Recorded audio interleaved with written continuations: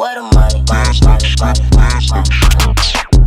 Yeah, they talking about we ain't got them motherfucking bags, boy. So guys, here it is, how I actually got onto the property ladder.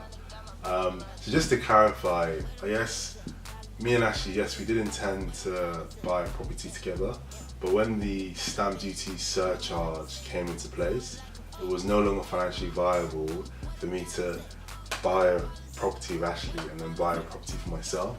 So I had to make a quick decision that my children and my wife are not going to live in the same house that Ashley is going to live in. It doesn't make any sense. So yeah, so fast forwarding on, I made a decision to buy my own place. It was quite an interesting journey. I guess over 2 or 3 years, from getting a grad job, earning I think around 27 grand a year, to not being able to save anything. Literally, when I started my grad job, I was spending all my money in the canteen and everything. And then fast forwarding to the Christmas of 2015, I had a conversation with my sister as to how I'm going to cut back on my expenses and start saving.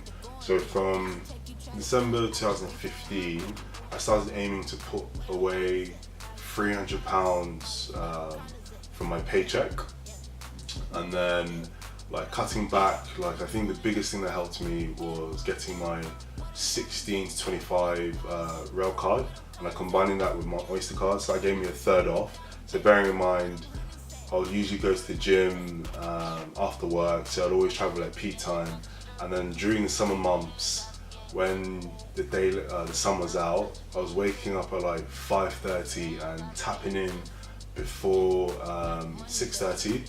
So you can understand, when you do that over 2 or 3 years, getting 30% off than what people usually spend on travel, it adds up. And then also packing lunch. So what Ashley and I used to do was, I think we'd spend no more than £10 to £15 on meal prep. So as opposed to spending £5 or £7 a day at work, I was spending £10 or £15 a week. So you can see the savings I'm making. I didn't live out. I know it's so tempting. I remember being at home, like, I don't know, dad, mum just saying, Nicholas, watch the plates, or do that. When you know you're gonna do it in your own time.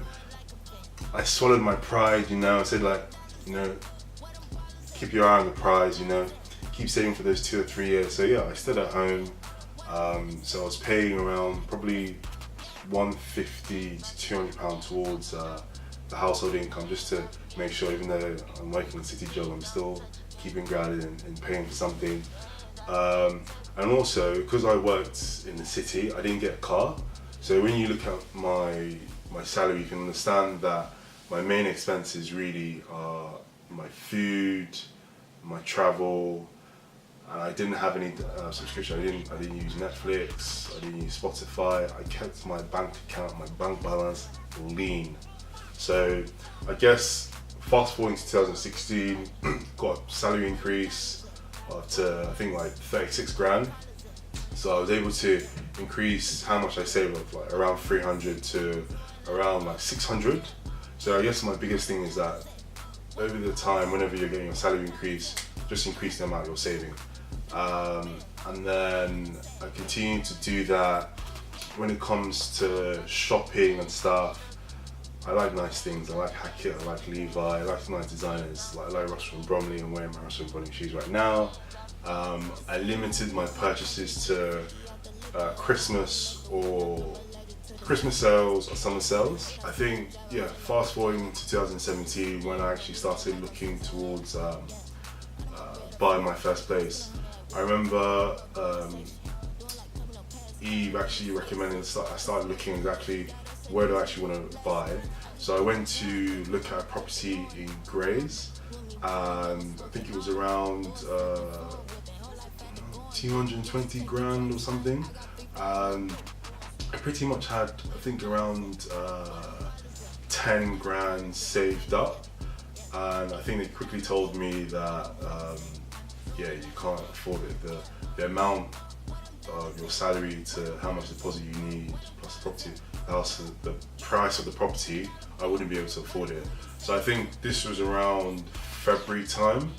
So I'm going to be honest, guys. I started quickly thinking, okay, even though my salary may go up again in my company, it's still not going to be enough to get onto the property ladder. So apart from career opportunities aside and everything, or development, I started looking for a brand new job. Started looking, and then from there, I got an interview in an investment bank, whatever, and then I pretty much doubled my salary, if I'm being honest.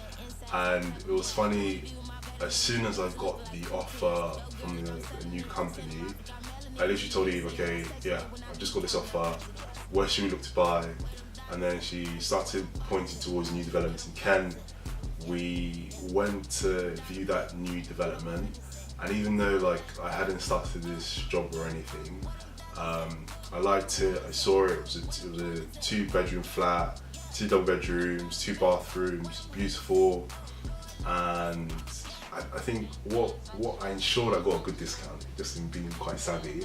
I think I must have overheard another customer saying, or I overheard the sales agent talk to the customer saying that we can contribute towards your stamp duty and we can give you money towards the kitchen. And I heard that, okay. And I said that, oh yeah, so I really like this property. Can you do me a deal or anything? And then I overheard them, so I was thinking, obviously you can do me a deal. And then they gave me the 2,500 towards the stamp duty, and they gave me all the kitchen appliances and everything, so I didn't have to pay for that. And then yeah, it was quite funny because even though I hadn't started my job, I actually used the offer letter to put a hold on the property. So it was quite a long-winded process because I thought that the contract letter was enough, and then the mortgage provider then told me they need some form of written reference, whatever. So I thought I was actually going to lose the property because they're saying, oh, you need to make sure within 2 weeks we have full confirmation and written confirmation that you can secure the property. And I remember when I did start the new job, I quickly used the reference and secured the property, and then boom, all locked and dusted. And then I guess just to take a step back in terms of government schemes, when I was speaking to the mortgage broker for the property, as I said before in past Instagram stories, if I didn't take out the Help to Buy equity loan, I think my mortgage payments would have been £1,000. So by taking out the Help to Buy equity loan, it helped to reduce my mortgage payments to around 750. Because bearing in mind, this is just my first property, I still want to be in a position whereby I can still save a lot to buy a big proper family home. So I just wanted to make sure that I wasn't restricted in terms of how much I could save. When I look at everything thoroughly, I think the most difficult aspect was just really keeping your eye on the prize, man. I think there's so many times when I wanted to go on holiday or whatever. I probably went to Nigeria. I went to Nigeria for my friend's wedding once. I wanted to go on more holidays, I couldn't because I know I wanted to buy this property. And I think that's pretty much it really. So I would say to anyone watching this video, it's possible. My key takeaways: pack lunch. Like always tell all my brothers, pack lunch. If you're dating anyone, soft launches. And apart from soft launches, think of creative ways to do date night. I think that pretty much wraps it up, guys, how I got onto the property ladder. Oh yeah, and one more thing. In terms of the actual amount of my deposit, it was 15k, and half of that was saved in an investment account. I'm quite a risky guy. Half of it was saved in an investment account, and about 7% return on that, and the remaining was saved in a ISA account, just so I could have access to the money. So you know in the back of your mind it's going to take 4 or 5 years to get onto the property ladder. I would say, yeah, don't be afraid to invest your money for 4 or 5 year horizon. God willing that the market picks up at the moment.